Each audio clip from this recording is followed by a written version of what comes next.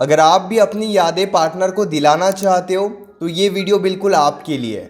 आखिर आपको ऐसा क्या करना चाहिए जिस वजह से पार्टनर भी आपके बारे में सोचे, पार्टनर भी आपको याद करे।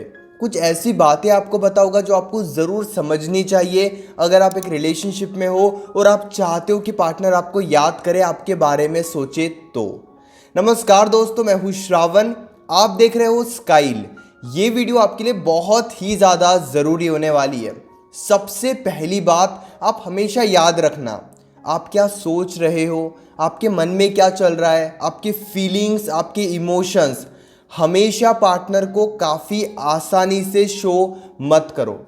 कई बार क्या होता है ना, हम दुखी होते हैं तो पार्टनर के सामने चले जाते हैं, हम परेशान होते हैं तो पार्टनर के सामने चले जाते हैं। यानी कि हमारे मन में जो भी चलता है हम डायरेक्टली जाके पार्टनर के सामने प्रेजेंट कर देते हैं। मैं ये नहीं बोल रहा हूँ कि पार्टनर से बातें आपको छुपानी चाहिए, लेकिन आप ये भी समझो कि अगर आप अपने फीलिंग्स को, इमोशंस को काफ़ी आसानी से पार्टनर के सामने रख देते हो कि आपके मन में क्या चल रहा है, तो पार्टनर को कभी ये जानने का मौका ही नहीं मिलेगा कि वो खुद से भी ये सोचे कि आप क्या सोच रहे हो।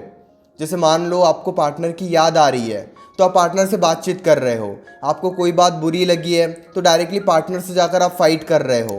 पार्टनर को आप मौका ही नहीं दे रहे हो ये समझने का कि वो भी जानने की कोशिश करे कि आपको क्या हुआ है, आप क्या सोच रहे हो। इसीलिए हमेशा आपको अपनी फीलिंग्स, इमोशंस को पार्टनर के सामने प्रेजेंट नहीं करना चाहिए। यहाँ पे और एक बात समझने वाली है जो आपके लिए काफ़ी ज़्यादा ज़रूरी है। अब आप ये कहोगे कि हम अगर हमारे फीलिंग्स, इमोशंस पार्टनर के सामने अगर रखते ही नहीं है तो पार्टनर को तो पता ही नहीं चलेगा कि हमारे मन में क्या चल रहा है। जो भी आप सोच रहे हो, जो भी आपके फीलिंग्स है, जो भी इमोशंस है, जो भी आपके मन में चल रहा है, वो पार्टनर के सामने आप रख सकते हो, लेकिन उसके लिए भी ये समझो कि लिमिटेशंस होनी चाहिए। अगर आप हर बार ये करते हो तो ये फिर काफ़ी ज़्यादा गलत है, ऐसा आपको नहीं करना चाहिए। इसीलिए अपनी फीलिंग्स को, इमोशंस को कभी कभी हाइड करना भी सीखो। दुखी हो रहे हो तो उनके सामने जाके दुखी हो रहे हो, परेशान हो रहे हो उनके सामने जाके परेशान हो रहे हो, बात नहीं हो रही है तो उनसे रिक्वेस्ट कर रहे हो। उन्हें कभी सोचने का मौका ही नहीं मिलेगा कि आपके मन में क्या चल रहा है। अगर आप खुद से ही हर बार उनके सामने अपनी फीलिंग्स, इमोशंस को रखना स्टार्ट करोगे तो कई बार आप नोटिस करना, अगर पार्टनर का बिहेवियर थोड़ा बदल जाता है ना तो हम पार्टनर के बारे में बहुत ज़्यादा सोचते हैं कि आखिर उनका बिहेवियर ऐसे क्यों हो गया, उन्होंने सुबह अच्छे से बात नहीं की, आखिर उन्हें क्या हुआ होगा। यानी कि हम ये जानने की कोशिश करते हैं कि उनके ज़िंदगी में हो क्या रहा है। बड़ी ज़रूरी बात है, जितने ध्यान से समझ सकते हो उतने ध्यान से समझो कि अगर उनका बिहेवियर थोड़ा भी बदल जाता है तो हम उनके बारे में सोचने लगते हैं कि उनके लाइफ में चल क्या रहा है, उनके लाइफ में हो क्या रहा है। क्यों? क्योंकि उन्होंने खुद से हमें बताया नहीं है।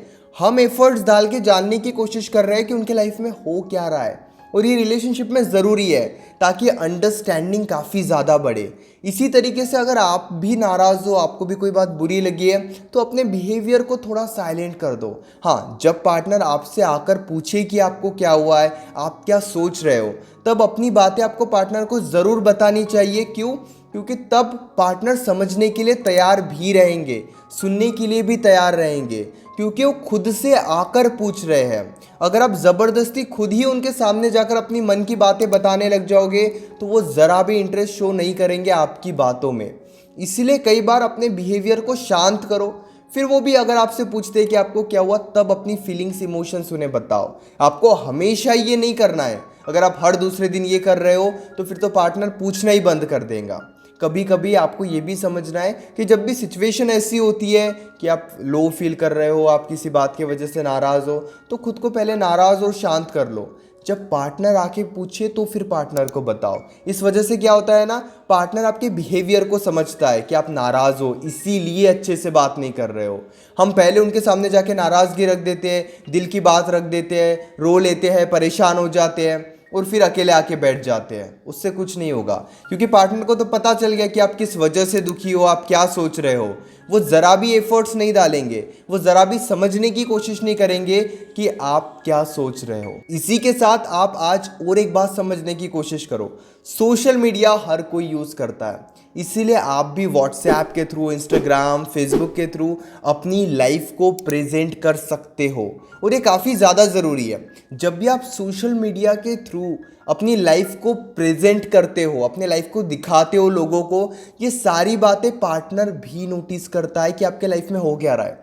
आज आप कहीं घूमने चले गए, मैं ये नहीं कह रहा हूँ कि ज़बरदस्ती फ़ोटोज़ क्लिक करके स्टेटस पर लगाओ, लेकिन आप ये चीज़ कर सकते हो कि अगर आपको कोई बातें अच्छी लगी या फिर आपकी कोई फ़ोटोज़ अच्छी आई, तो आप ज़रूर वो फ़ोटोज़ स्टेटस पर लगा सकते हो, क्योंकि मानो या मत मानो ये सारी बातें पार्टनर नोटिस करता है। अगर आप कहीं ट्रैवलिंग कर रहे हो, कोई चीज़ आपको अच्छी लग रही है, कोई व्यू आपको अच्छा लग रहा है, यानी कि आप सोशल मीडिया पर अपनी लाइफ को ला सकते हो, और ये सारी बातें पार्टनर नोटिस करेगा ही करेगा। पार्टनर भी कहीं ना कहीं ये जब देखेगा कि आप ट्रैवलिंग कर रहे हो, आप खुश हो, आप स्टेटस लगा रहे हो, मैं ये नहीं बोल रहा हूँ कि ज़बरदस्ती ये सब करो। जब भी आप जो फील कर रहे हो उसी से रिलेटेड आप स्टेटस लगा सकते हो। अगर आप भी स्टेटस के शौकीन हो तो ये आप बिल्कुल कर सकते हो, क्योंकि ये सारी बातें पार्टनर नोटिस करता है, एंड इसमें आपको बहुत ज़्यादा एफर्ट्स लगाने की भी ज़रूरत नहीं। ये बहुत ज़रूरी है समझना कि जो भी आपके मन में चल रहा है उसी से रिलेटेड कोई पोस्ट अगर आप स्टेटस पे लगा देते हो, कोई लाइन आपको अच्छी लग जाती है, कोई स्टेटस आपको अच्छा लगता है, तो ज़रूर वो आप स्टेटस पर लगा सकते हो, ताकि ये सारी बातें पार्टनर नोटिस करे। अब थोड़ा और आगे बढ़ते हैं और समझने की कोशिश करते हैं कि आखिर हम और क्या क्या कर सकते हैं। उससे पहले एक बात आपको बताना चाहता हूँ, अगर आपके रिलेशनशिप में कोई प्रॉब्लम है, डायरेक्टली आप कॉल पर मुझसे डिस्कस कर सकते हो। बहुत ही आसान है, आपको व्हाट्सएप पे मैसेज करना है 9834250097, ये मेरा नंबर है। आप इस पर व्हाट्सएप पे मैसेज कर सकते हो और अपनी कॉल बुक कर सकते हो। पेड कंसल्टेशन के लिए आप अभी मैसेज कीजिए, और यकीन कीजिए हमारे बीच में कॉल पर जो भी बातें होगी, आपका नाम, नंबर, सब कुछ सेफ और प्राइवेट रहेगा, इसलिए प्राइवेसी की कोई टेंशन मत लीजिए। छोटी छोटी बातों पर रिएक्ट मत करो, क्योंकि जब भी आप छोटी छोटी बातों पर रिएक्ट करते हो, इस वजह से होता क्या है आप ज़रा ध्यान से समझना। जैसे मान लो आज पार्टनर शाम को आपको कॉल करने वाले थे, उन्होंने शाम को आपको कॉल नहीं की, और फिर उन्होंने नाइट में आपको कॉल की।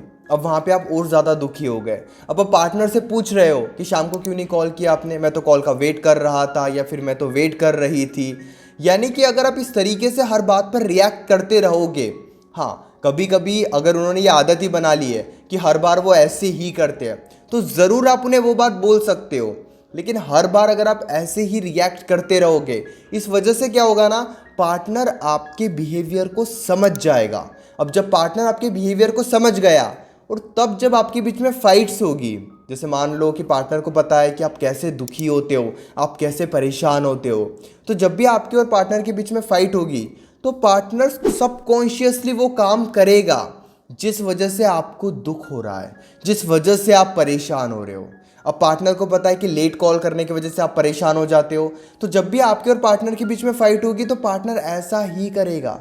क्योंकि जब भी रिलेशनशिप में फाइट होती है, बहुत कड़वी सच्चाई है लेकिन ये बिल्कुल सच है, जब भी रिलेशनशिप में फाइट होती है, तब पार्टनर वही काम करता है जिस वजह से आप दुखी हो, जिस वजह से आप परेशान हो। उस सिचुएशन में उन्हें ज़रा फर्क नहीं पड़ता कि आप कितने दुखी हो, आप कितने परेशान हो, आप कितने बेबस हो, आप उनके बिना कैसे जी रहे हो, इस बात से उन्हें फ़र्क नहीं पड़ता। वो इग्नोर करते हैं, वो अच्छे से बात नहीं करते हैं। ये क्यों होता है, वो क्यों इतने स्ट्रांग बन रहे हैं? क्योंकि स्ट्रांग हम उन्हें बनाते हैं। इसलिए हर बात पर रिएक्ट मत करो, कई बार आपको स्ट्रांग बनना होगा। कोई बात पे अगर गुस्सा आ भी रहा है, कोई बात उनकी गलत लग भी रही है, तो रो रो कर उन्हें मत समझाओ, एक बार उन्हें वो बात बताओ, फिर खुद को शांत करो। हमारा ध्यान खुद के ऊपर कभी होता ही नहीं है, बहुत बड़ी सच्चाई है। जिस दिन आपका ध्यान खुद के ऊपर आ जाएगा, यकीन करो उस दिन से पार्टनर को भी ये बात समझ में आ जाएगी कि क्या गलत हो रहा है और क्या सही हो रहा है। इसलिए सिचुएशन को आप जितने ध्यान से समझोगे, आपके लिए उतना ज़्यादा अच्छा रहेगा। छोटी छोटी बातों पर ओवर रिएक्ट करने का क्या मतलब है? जैसे मान लो कि उनकी कोई बात आपको बुरी लग गई, जैसे बात करते वक्त उन्होंने आपको इग्नोर कर दिया, या उन्होंने आपको कोई बात गलत बोल दी, बात करते वक्त उन्होंने गलत तरीके से आपसे बात की। अब वो बात तो आपको बुरी लगी, तो साफ शब्दों में उन्हें वो चीज़ तब के तब बताओ कि ये बात जो आपने कही है मुझे अच्छी नहीं लगी है, प्लीज़ आप इस तरीके से बात मत करो। इतना बोलकर नाराज़ हो जाओ। लेकिन हम नाराज़ नहीं होते, हम रिएक्ट करते हैं। रिएक्ट कैसे करते हैं कि आपने ऐसे कैसे बोला, आप ऐसे कैसे बात कर सकते हो, आप मुझे ऐसे नहीं बोल सकते। तो हो सकता है कि पार्टनर उस सिचुएशन में समझ जाए, लेकिन बाद में पार्टनर वही शब्दों को फिर से यूज़ करेगा, उसी तरीके से आपको फिर से डिस्टर्ब करेगा, क्योंकि पार्टनर को पता है कि आप इस तरीके से डिस्टर्ब होते हो। लेकिन जब आप नाराज़गी बताते हो, उन्होंने गलत तरीके से बात की, साफ शब्दों में आप कह दो कि प्लीज़ ऐसे मुझसे बात मत करो, और फिर नाराज़ हो जाओ। जब आप नाराज़गी दिखाते हो ना, तो पार्टनर भी खुद के बिहेवियर को बदलता है। एंड ट्रस्ट मी, ये रिलेशनशिप में काफ़ी ज़्यादा ज़रूरी है। काफ़ी छोटी छोटी बातें हैं, लेकिन अगर आप ये बातें फॉलो करते हो ना, तो यकीन करो पार्टनर का ध्यान आपके ऊपर ही रहेगा, और ये एक बहुत बड़ी रियलिटी है। अभी भी मन में कोई सवाल है तो मुझसे डायरेक्टली कॉल पर आप बात कर सकते हो, व्हाट्सएप पे आप मैसेज कीजिए, या फिर अगर आप इंस्टाग्राम यूज़ करते हो तो इंस्टाग्राम पर आ जाइए, क्योंकि वहाँ पर मैं एक एक मिनट के काफ़ी अमेजिंग वीडियोस बनाता हूँ। देखकर आपको बहुत ज़्यादा अच्छा लगेगा। इस वीडियो को यहाँ तक देखने के लिए थैंक यू सो मच।